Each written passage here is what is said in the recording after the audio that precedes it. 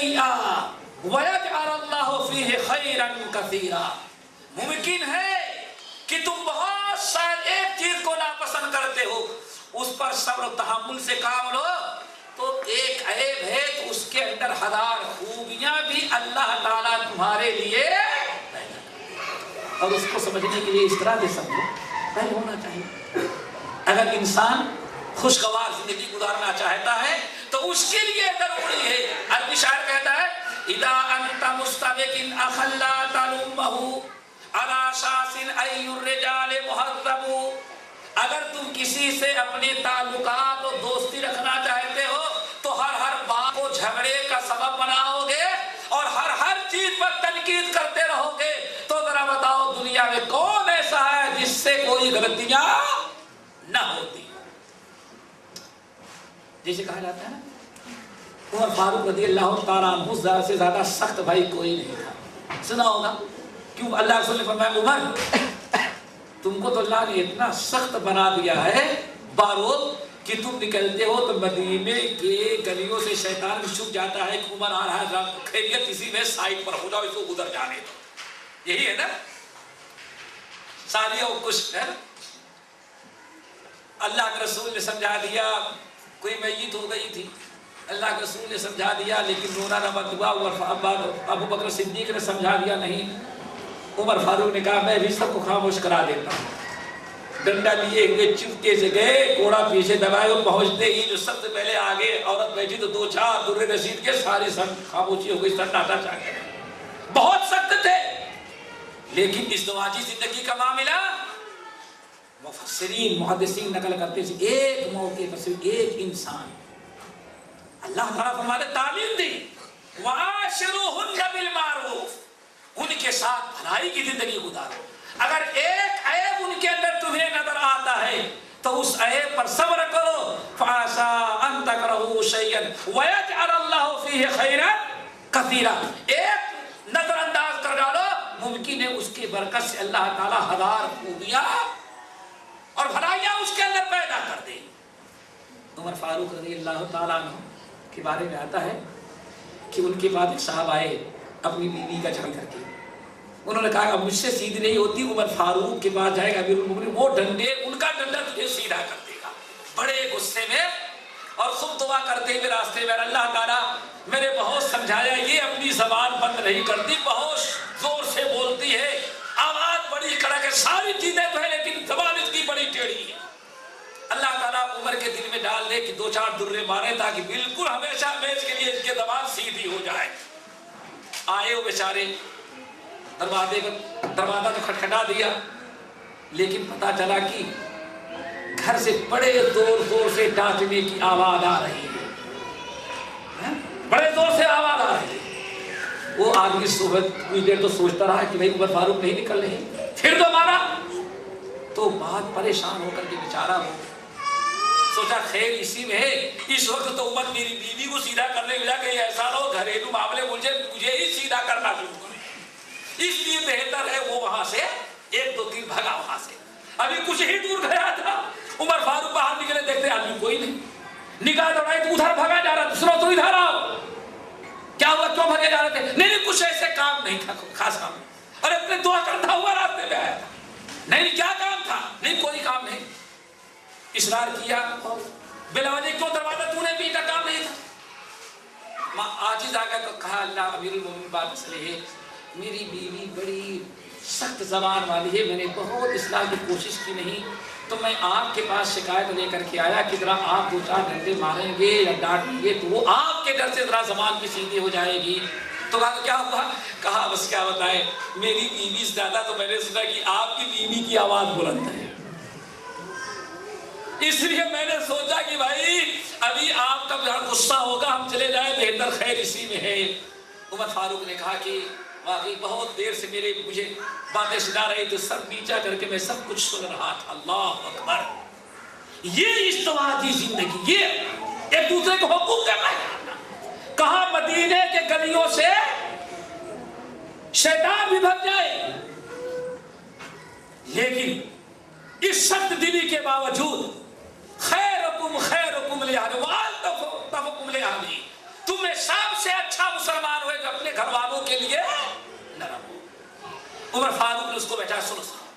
तुम्हारे घर में धोबीन है? कहा कि नहीं। आज तो सारा झगड़ा है कि घर में औरतों को कुछ काम ही नहीं करना चाहिए। कुछ लोग ये भी कहते हैं नहीं औरतों के जिम्मे शौहर की भी खिदमत नहीं, न बाप की, न शौहर की, न देवर की, कोई मामला नहीं। सारा मामला क्या है? और उमर फारूक को जरा सुनो, पूछते तुम्हारे घर में धोबीन है? कहा कि नहीं। कहा कपड़ा कौन धुलती है? कहा वो वही जो जबान बहुत लड़ाती है हमसे, वही कपड़ा धुलती है। कहा अच्छा तपाखा है बावर्ची में खाना पकाने वाली? कहा कि नहीं।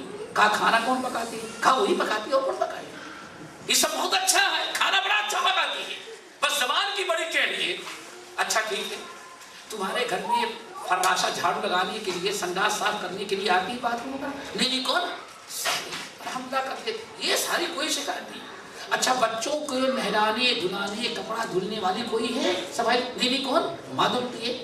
उमर फारूक जितना सुना पूछते गए, सब में कौन करती है? बीवी। तो आखिर में कहा रे बेवकूफ, देख लिया ना, हमको सब नीचे करके सुन रहे थे। सुबह से शाम तक वो काम करती रहती है, इतनी जिम्मेदारी उसके ऊपर है, मिजाज में चिड़चिड़ा है। अगर वो कहीं गुस्से में दो चार बातें सुनाती है तो सब नीचे करके सुन लो। कभी तुम ये सोचो कि तुम्हारे कपड़े धुलने की बारी आई तो तुम्हारी धोबी बन गई, खाना पकाने की बारी आई तो तबाखा बन गई, और झाड़ू लगाने की बारी आई तो फर्राशा बन गई, और तुम्हें जरूरत हुई तो तुम्हारी बीवी बन गई, और बच्चों की खिदमत की नौबत आई तो तुम्हारी दाया बन गई। अरे तुमने सोचा कि कितनी खूबियां उसके अंदर है, तो एक चीज अगर उसके अंदर कमी है तो उस पर तुम्हें सब्र और तहम्मुल से आदमी समझ गया। फिर उमर फारूक के पास दोबारा वो पलट करके ये कहने के लिए नहीं आया कि जबान की बड़ी कि होता है घरों के अंदर, लेकिन अल्लाह ताला इरशाद फरमाते हैं कि वाशिरूहुन्ना बिमारूफिन, हमेशा जिंदगी गुजारो तो बिल मारूफ, भलाई के साथ, अखलाक के साथ। इसीलिए नबी अलैहिस्सलाम की हदीस, मेरे भाई बड़ी प्यारी हदीस अल्लाह के रसूल ने बयान किया, ये बुखारी और मुस्लिम की रवायत है।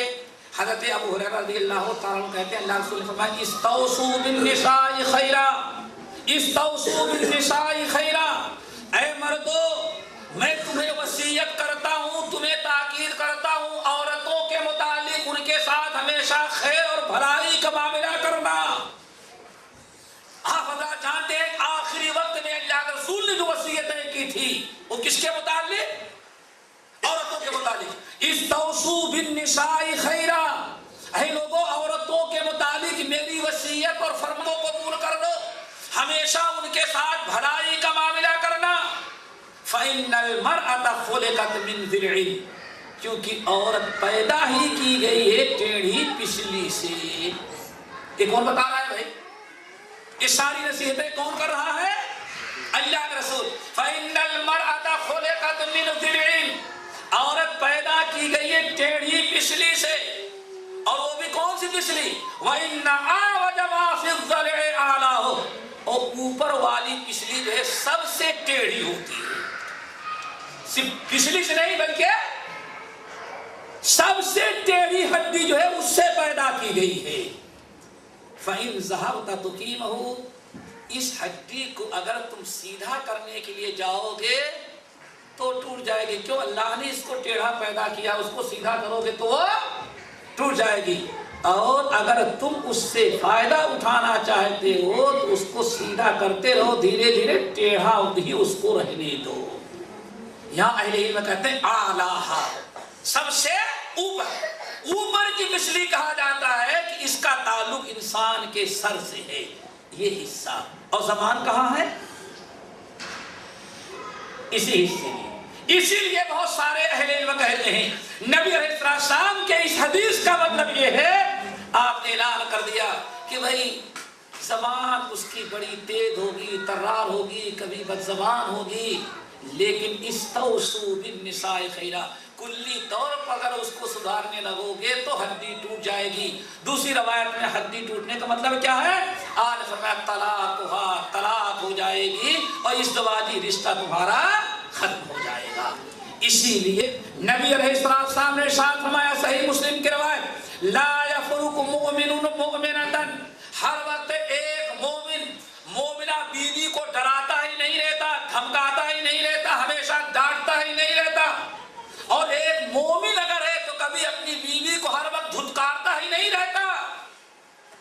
ہرگز نہیں. کرتا کیا ہے؟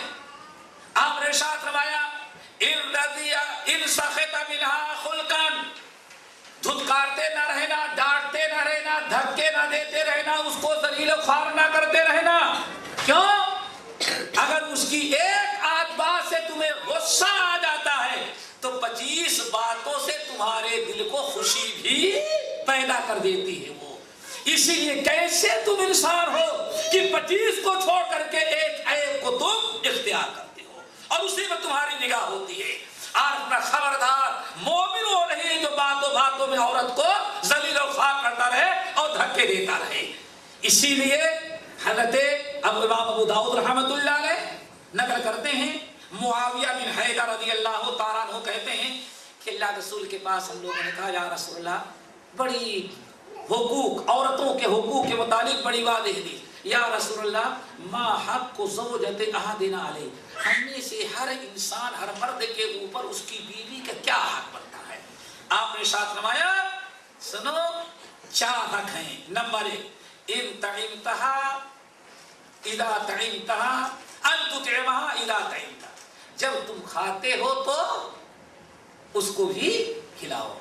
اور وَتَكْسُوهَا إِذَا اكْتَسَيْتَ، جب تم اپنے لیے کپڑا بناتے ہو تو اس کے لیے بھی بناؤ. جب تم کھاتے ہو جو کھاتے ہو اس کو وہی کھلاؤ، اور جیسے اپنے لیے جوڑا تیار کراتے ہو اس کے لیے بھی کپڑے بناؤ، اس کے لیے بھی تیار کراؤ. آگے وَلَا تَضْرِبِ الْوَجْهَ، خبردار کبھی عورت کے چہرے پر ہاتھ نہیں پڑنا چاہیے. وَلَا تَضْرِبِ الْوَجْهَ، کبھی عورت کے چہرے پر تھپڑ نہیں مارنا. کس کا سوال کیا تھا یار؟ کیا سوال تھا؟ یا رسول اللہ ما حق زوجت احدنا علیہ، ہم میں سے ایک ہماری بیوی کا ہمارے اوپر کیا حق ہے؟ تو آپ نے فرمایا جب کھاتے ہو تو کھلاؤ، جب کپڑا اپنے لیے بناتے ہو تو اس کو بھی کپڑا بناؤ. نمبر 3 تمہارا حق یہ ہے کہ کبھی عورت کو تنبیہ کرنے کی باری آئے تو خبردار ولا تضرب الوجہ، عورت کے چہرے پر تھپڑ نہ مارنا. نمبر 4 آپ نے ارشاد فرمایا ولا تقبح، عورت کا تمہارے اوپر حق یہ ہے کہ کبھی عورت کو کبھی الفاظ استعمال نہ کرنا. تقبح اور یعنی تیری شکل بڑی خراب ہے، تیری شکل سے مجھے نفرت ہے. اللہ تعالیٰ کی نحوست تیرے چہرے پر چمک رہی ہے. اور میں خبردار اگر تم نے یہ جملے استعمال کیا تو تم نے اپنی بیوی کا حق ادا نہیں کیا. ولا تقبح، خبردار کبھی عورت کو تم برا نہ کہنا، کبھی نہ کہنا، نفرت دلانے والی بات نہ کہنا، نہ شبہ تنقید کرنا، نہ صورت پر تنقید کرنا. لا حول ولا قوت الا باللہ. موٹے اور دبلے پر بھی تنقید کی جاتی ہے، ہرگز نہیں. اس کا مطلب ہے کہ آپ رشتے کو توڑنا چاہتے ہیں. ولا تقبح، نہ اس کی شکل پر تنقید کرنا، نہ اس کی جسمانی ساخت پر تنقید کرنا. اور کبھی یہ بھی تم کو تو کپڑا بھی پہننا نہیں آتا، تم کو کھانا بھی پکانا نہیں آتا، تم کو کپڑا بھی تو پتا نہیں کیا کیا، بلکہ حوصلہ افزائی کی بات کرنا. اور بگاڑ یہی سے پیدا ہوتا ہے، یہی چھوٹی چھوٹی باتیں ہوتی ہیں. جب شوہر کی ہر ہمیشہ عورت تنقید ہی سنتی ہے تو سوچتی ہے یہ ہمارے اپنے لائق، ہم اس لائق ہے ہی نہیں، اس قابل کہ ہاں اس کی زوجیت میں آتی. یہی سے نفرت پیدا ہوئی اور پھر طلاق کی نوبت آتی ہے. اللہ کے رسول ارشاد نے خبردار فَكُلُّ خَلْقٍ حَسَنٍ، ہر ایک کی شکل صورت اللہ نے بنایا ہے. کسی کی شکل پر تنقید کرنے کا مطلب یہ ہے کہ اللہ کی بنائی ہوئی چیز پر آپ بھائی حدیث معلوم ہے نا، کسی کے شکل پر. حضرت عائشہ صدیقہ رضی اللہ تعالیٰ عنہ نے صرف ایک مرتبہ سنن نبی داؤد کی روایت کے مطابق حضرت صفیہ کے بارے میں کیا کہا تھا؟